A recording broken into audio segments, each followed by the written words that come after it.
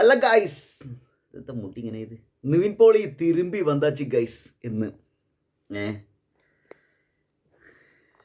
അപ്പോൾ നമ്മുടെ ചെക്കൻ്റെ ഒരു അവസ്ഥ എന്താ വെച്ചാൽ കുറച്ചായിട്ട് അവൻ്റെ വിവരമൊന്നും ഇല്ലായിരുന്നു. അവനെങ്ങനെ എടുത്ത് പറയാൻ മാത്രമുള്ള നമുക്കിങ്ങനെ എടുത്ത് പറയാനുള്ള ഒരു സാധനം ഇല്ലായിരുന്നു. ഇനിയുണ്ട്, ഇപ്പോൾ ഉണ്ട്. നിവിൻ പോളിനെ കുറിച്ചിട്ട് പറയുമ്പോഴേ നമ്മൾ ഈ സിനിമയ്ക്ക് വരാം. അതിന് മുമ്പ് ഒരു കാര്യം പറയട്ടെ. നിവിൻ പോളിനെ കുറിച്ച് പറയുമ്പോൾ എനിക്ക് എൻ്റെ പേഴ്സണലി തോന്നിയിട്ടുള്ളൊരു കാര്യം ഇതാണ്. അങ്ങനെ ആഹാ അങ്ങനെയുള്ള പെർഫോമൻസോ ആ രീതിയിലുള്ള ഒരു നടനായിട്ടോ എനിക്ക് നിവിൻ പോളി തോന്നിയിട്ടില്ല. ഞാനത് നെഗറ്റീവായിട്ട് പറയണതല്ല. എനിക്ക് തോന്നിയിട്ടുള്ള കാര്യം എന്ന് വെച്ചാൽ നമ്മുടെ ഇടയിലുള്ള ഒരു ചെക്കൻ, ആ ഒരു സാധനമാണ് തോന്നിയിട്ടുള്ളത്. ഇപ്പോൾ പ്രേമ സിനിമ കാണുന്ന സമയത്ത് ആ കോളേജിൽ എന്താ അത് ഇങ്ങനെ പോണു, അങ്ങനെ ചെയ്യുന്നു, അതിൻ്റെ പ്രേമം അങ്ങനെ ആ ഒരു സംഗതിയാണ്. അതിൽ ഓൻ സംസാരിക്കുന്നു, അതായത് അവൻ കഥാപാത്രമായിട്ട് അവതരിപ്പിക്കുന്ന സമയത്ത്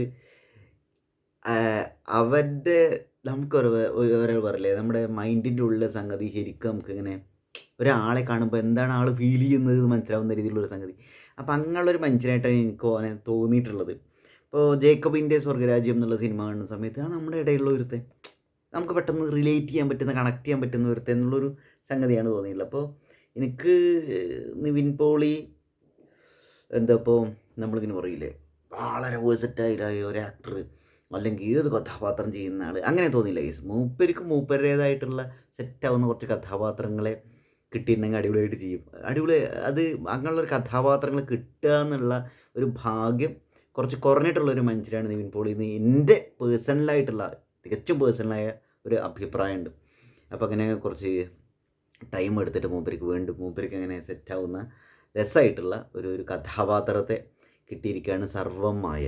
ഇപ്പോൾ സർവ്വമായ എന്നുള്ള സിനിമ പറയുമ്പോൾ നമ്മൾ ഇപ്പോൾ പലപ്പോഴും എന്താണെന്ന് വെച്ചിട്ടുണ്ടെങ്കിൽ ഇതൊരു മൂവിയാണെന്നോ അല്ലെങ്കിൽ അടിപൊളി ഓ അങ്ങനെ മൂവി അങ്ങനെ നല്ല കേസ്. ഇത് നമ്മളിപ്പോൾ പ്രേമ സിനിമ അല്ലെങ്കിൽ ജേക്കബിൻ്റെ സ്വർഗരാജ്യമൊക്കെ സിനിമ കാണുന്ന ഒരു അവസ്ഥ, നമുക്കത് കണക്ട് ചെയ്യാൻ പറ്റും, നമുക്ക് റിലേറ്റ് ചെയ്യാൻ പറ്റും എന്നുള്ളൊരു സാധനം. അത് നമുക്ക് നിവിൻ പോളിനെ കണ്ടിരുന്നു പോകും എന്ന് വെച്ചാൽ നിവിൻ പോളി വരുന്നു അതല്ല, അല്ലെങ്കിൽ ഓ അണ്ണൻ നിവിൻ പോളി വന്നാച്ചേ ആ ഒരു സംഗതിയല്ല കേസ്. തിരുമ്പോ എന്താ 100 കോടി അടിക്കുക ഈ സിനിമ, അതല്ല. അങ്ങനെ എത്ര കോടി അടിക്കണമെന്നല്ല, നമ്മൾ പലപ്പോഴും എന്താ വെച്ചാൽ കംപാക്ക് എന്നൊക്കെ പറയുമ്പോൾ 100 കോടി 200 കോടി 500 കോടി അങ്ങനെ 100 കോടിയുടെ കോടിക്കണക്കിന് അതിൻ്റെ സംഭവമല്ല കേസ്. നമുക്കത് ഫാമിലി ആയിട്ട് കാണാൻ പറ്റും, വൾഗർ ജോക്സ് ഒന്നും ഇല്ലാണ്ട്, അല്ലെങ്കിൽ നമ്മളായിട്ട് ഇമോഷണലി ഭയങ്കരമായിട്ട് തകർത്ത് കളയണ സാധനങ്ങളൊന്നും ഇല്ലാണ്ട്, അങ്ങനെയുള്ള സാധനങ്ങളൊന്നും ഇല്ലാണ്ട് കുറച്ച് ക്ലീനായി, നമുക്ക് ക്ലീൻ എന്ന് പറയാൻ പറ്റും ഈ ഒരു കാലഘട്ടത്തിൽ നിന്ന് സംഭവം. നമുക്ക് നമ്മുടെ മനസ്സ് നിറയുന്ന ഒരു സിനിമ ഗൈസ് എന്ന് വെച്ചാൽ ആ സിനിമ ഇത് കഴിഞ്ഞോടെ നമ്മൾ എണീറ്റ് നിന്നിട്ട് ഓ പറഞ്ഞിട്ട് ആർപ്പ് വിളിക്കണ പരിപാടിയൊന്നുമില്ല.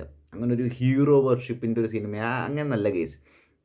നമുക്ക് ഇപ്പോൾ പ്രത്യേകിച്ച് സ്കൂൾ കൂട്ടിയിട്ടുള്ള ടൈമാണ്, അപ്പോൾ കുട്ടികൾക്കൊക്കെ സിനിമ കാണുന്ന ഭയങ്കര ആഗ്രഹം ഉണ്ടായിരിക്കും. ഇപ്പോൾ ഫാമിലി ആയിട്ടൊക്കെ അങ്ങനെ പോകാനോ അല്ലെങ്കിൽ റിലേറ്റീവ്സൊക്കെ ഇങ്ങോട്ട് വീട്ടിലേക്ക് വരുന്ന സമയത്തോ അല്ലെങ്കിൽ റിലേറ്റീവ്സിനെ കൊണ്ട് തിയേറ്ററിൽ കൊണ്ടുപോകാനോ ഒക്കെ ഒരു ആഗ്രഹം ഉണ്ടെങ്കിൽ, ഇപ്പോൾ പെങ്ങളോ അനിയനോ ചേട്ടനോ അല്ലെങ്കിൽ വയസ്സായ ആളുകളോ വീട്ടിൽ ഒരു 50-60 വയസ്സുള്ള ആളുകളോ ഒക്കെ ഉണ്ടെങ്കിൽ അവരെ കൊണ്ടുപോകാൻ പറ്റിയ ഒരു തിയേറ്റർ എക്സ്പീരിയൻസ് കിട്ടാവുന്ന ഒന്നായിരിക്കും സർവ്വമായ എന്നുള്ളതിൽ ഗ്യാരൻറ്റീഡ് കേസ്. ഞാനത് പറയുമ്പോഴാണ് ശ്രീനിവാസൻ്റെ ഒരു വിയോഗം നമ്മളെ ഒരുപാട് വേദനിപ്പിക്കുകയൊക്കെ ചെയ്തിട്ടുണ്ട്. ശ്രീനിവാസൻ്റെ വലിയ നന്മയായിട്ട് വലിയ ക്വാളിറ്റി ആയിട്ട് എനിക്ക് തോന്നിയുള്ള ഒരു സംഗതി എന്താ വെച്ചാൽ, ഇങ്ങനെ സെക്ഷുവലൈസ്ഡ് ആയിട്ടുള്ള കോമഡികളൊന്നും മൂപ്പരുടെ സ്ക്രിപ്റ്റിലില്ല, മൂപ്പരുടെ അഭിനയത്തിലുമില്ല, മൂപ്പരുടെ ഡയലോഗ്സിലൊന്നുമില്ല. അപ്പോൾ നമ്മൾ ആ ശ്രീനിവാസൻ എന്നുള്ളൊരു മനുഷ്യൻ്റെ ഒരു വിയോഗത്തിൽ ഇങ്ങനെ സങ്കടപ്പെട്ടിരിക്കുന്ന സമയത്ത് സർവ്വമായ എന്നുള്ളൊരു സിനിമ കാണാൻ പോയിട്ടുണ്ടെങ്കിൽ നമുക്ക് കുറച്ച് പ്രതീക്ഷ ഉണ്ടായിരിക്കും തോന്നുന്നു കേസ്. അതിൻ്റെ ആ സ്ക്രിപ്റ്റിൻ്റെ കാര്യത്തിലായിക്കോട്ടെ, നിവിൻ പോളിയുടെ ആക്ടിങ് ആയിക്കോട്ടെ, ആക്ടിങ് എന്നല്ലാതെ ഞാൻ ഇപ്പോൾ എന്താ പറയും, മൊത്തം ആ ഡയലോഗ് ഡെലിവറി ആയിക്കോട്ടെ, ഇമോഷണലി നമുക്കൊന്ന് കണക്ട് ചെയ്യാൻ പറ്റുന്ന ഒരു സംഗതി. നമ്മളിപ്പോൾ ഇനിയിപ്പോൾ വേറൊരു സിനിമ വെച്ച് വൃഷഭ എന്നുള്ള മൂവി വെച്ചിട്ട് അല്ല അങ്ങനെ ഉദ്ദേശിക്കുന്നില്ല. അവിടെ പറഞ്ഞു വരുന്നത് നമുക്ക് ഇമോഷണലി ഒരു വാംത്ത് കിട്ടുന്ന ഒരു ആശ്വാസം, അല്ലെങ്കിൽ എന്താ പറയുക, നമുക്കൊരു സമാധാനത്തായിട്ട് ഇരിക്കാൻ പറ്റൂലേ. നമ്മളിപ്പോൾ നല്ല രസമുള്ള ഒരു ഭക്ഷണം, അങ്ങനെ പുകഞ്ഞതും കരിഞ്ഞതും പൊഴിഞ്ഞൊന്നല്ലാത്ത, നമുക്ക് കുറച്ച് അതായത് ആവശ്യത്തിന് നമുക്ക് വിശപ്പ് മാറാത്ത രീതിയിൽ ആവശ്യത്തിലുള്ള ഒരു ഫുഡ് നമ്മൾ കഴിച്ചു വിചാരിക്കുക, അല്ലെങ്കിൽ നമുക്ക് എന്തപ്പോൾ ഇതിന് പറയുക, ഒരു കുറച്ച് രസമുള്ള രീതിയിൽ കുറച്ച് സാധനങ്ങൾ നമ്മൾ കഴിച്ചു വിചാരിക്കുക, അല്ലെങ്കിൽ നന്നായിട്ട് ചൂടുള്ള സമയത്ത് നമ്മളൊന്ന് കുളിച്ചു വിചാരിക്കാം, കുളത്തിൽ ഒന്ന് നീന്തി കുളിക്കുക പറഞ്ഞാൽ ബഹളം ഉണ്ടാക്കിയിട്ട് അർമാദിച്ച് കുളിക്കല്ല ഞാൻ ഉദ്ദേശിച്ച്. കുറച്ച് നേരം ഇങ്ങനെ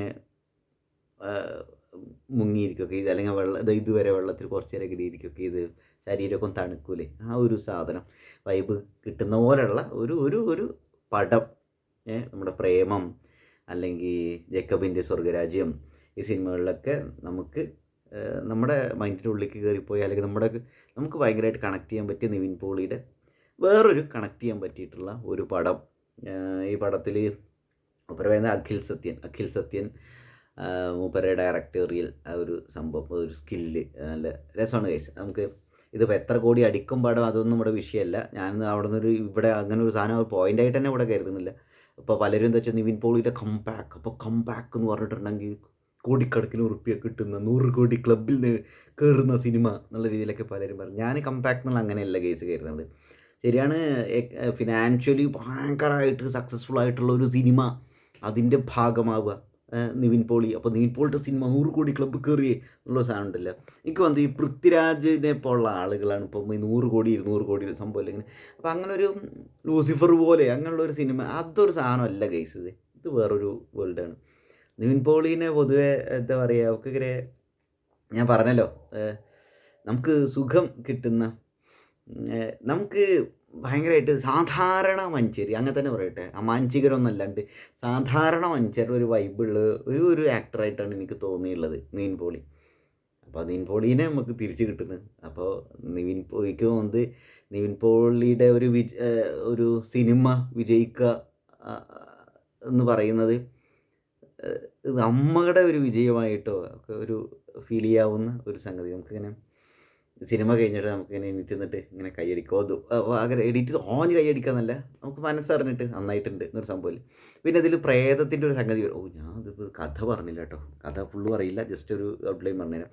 അത് സംഭവം എന്താ വെച്ചാൽ ഒരു മന അങ്ങനെയുള്ള ഒരു സെറ്റപ്പ്, അതിൽ പ്രേതമൊക്കെ ഉണ്ട് കേട്ടോ. പ്രേതത്തിന് അത് രസമാണ്. അപ്പോൾ അജു വർഗീസും അവൻ്റെ സുഹൃത്തായിട്ട് അതിലുണ്ട്. അവരുടെ ഒരു മൊത്തത്തിലുള്ള അവരുടെ ഒരു കോംബോ ഉണ്ടല്ലോ, നല്ല രസമുണ്ട്. അജു വർഗീസിനൊന്നും കുറേ കാലത്തിന് ശേഷമാണ് അജു വർഗീസിനൊക്കെ ഇങ്ങനെ ഒരു കോലത്തിലേക്ക് കാണുന്നത്. അപ്പോൾ ഒരു അന്ധവിശ്വാസിയായിട്ടുള്ള ഒരുത്തൻ, പിന്നെ എന്താ പറയുക, വേറെ ഒരു വരുന്ന പാറ്റകൾ, അതിലൊരു പ്രേത സംഭവം ഒക്കെ. അപ്പോൾ പ്രേതം എന്നൊക്കെ പറയുമ്പോൾ വെറുതെ അതിഭാവുകത്വം അതിവൈകാരികത അങ്ങനെ ഒരു സാധനമൊന്നുമില്ല കേസ്, ടെററ് ഹൊററോ ഒന്നുമില്ല. അപ്പം അത് പ്രേതത്തിലെ കുട്ടികൾ ചിരിക്കും, കുട്ടികൾ പേടിക്കൊന്നുമില്ല കേട്ടോ. ഇനി പ്രേതമുണ്ട് പറഞ്ഞിട്ട് കുട്ടികളെ കൊണ്ട് തിയേറ്ററിൽ പോകാണ്ടിരിക്കണ്ട. ഫാമിലി ഓഡിയൻസിനോടാണ് ഞാൻ പറയുന്നത്. ഫാമിലിയായിട്ട് കൊണ്ടുപോകണമെന്നൊക്കെ, തിയേറ്ററിൽ ഫാമിലീനെ കൊണ്ടുപോകണമെന്നൊക്കെ വിചാരിക്കുന്ന ആളുകളൊക്കെ പറഞ്ഞ് പോയി കാണുക. അപ്പോൾ ഭയങ്കര നല്ലൊരു രസമുള്ളൊരു എക്സ്പീരിയൻസ് ആയിരിക്കും. സിനിമയൊക്കെ കണ്ട് ഇൻ്റർവെല്ലിൽ ചായയൊക്കെ കുടിച്ച് കുറച്ച് നേരം വർത്താനമൊക്കെ പറഞ്ഞ് ഏതെങ്കിലുമൊക്കെ ഒരു പച്ചപ്പുള്ള സ്ഥലത്തൊക്കെ പോയിരുന്നിട്ട് സോറയൊക്കെ പറഞ്ഞിരിക്കാൻ പറ്റിയ നല്ല രസമുള്ള ഒരു ടൈം, ഒരു ക്രിസ്മസ് ഒരു എക്സ്പീരിയൻസ് ആയിരിക്കും. ക്രിസ്മസിന് ശരിക്കും നമുക്ക് അന്നൊരു ഗിഫ്റ്റ് പോലുള്ള ഒരു സാധനം കഴിച്ചു, എനിക്ക് അങ്ങനെ തോന്നുന്നത്. നല്ല രസമുള്ള ഒരു ഗിഫ്റ്റ്, നിവിൻ പോളിയുടെ ഒരു ഗിഫ്റ്റ്, അല്ലെങ്കിൽ അഖിൽ സത്യൻ എന്ന ഡയറക്ടറിൻ്റെ ഒരു ഗിഫ്റ്റ്. മലയാള സിനിമയിൽ പ്രത്യേകിച്ച് ഈ ശ്രീനിവാസൻ്റെയൊക്കെ ഈ വിയോഗത്തിൻ്റെ സമയത്ത് നമ്മളൊന്നും തളർന്നിരിക്കുന്ന സമയത്ത് നമ്മുടെ മുറിവിൽ എന്ത് പറട്ടെ എന്ന് പറയും, മുറിവിൽ ഒരാൾ പതുക്കെ ഊതി തരുന്ന ഒരു വൈബ് ഉണ്ടാക്കുന്ന ഒരു സിനിമ നിവിൻ പോളിയുടെ. നിവിൻ പോളി എങ്ങോട്ടും പോയിട്ടില്ല എന്ന് നമ്മളെ ഓർമ്മപ്പെടുത്തുന്ന ഒരു സിനിമ, അങ്ങനെ പറയാം ഗൈസ്. അതാണ് തോന്നുന്നത്, അത്രയേ ഉള്ളൂ. അപ്പോൾ നിങ്ങൾക്ക് ആദ്യമായിട്ടാണ് ചാനൽ കാണുന്നത്, സബ്സ്ക്രൈബ് ചെയ്യുക ഗൈസ്. ഓക്കെ.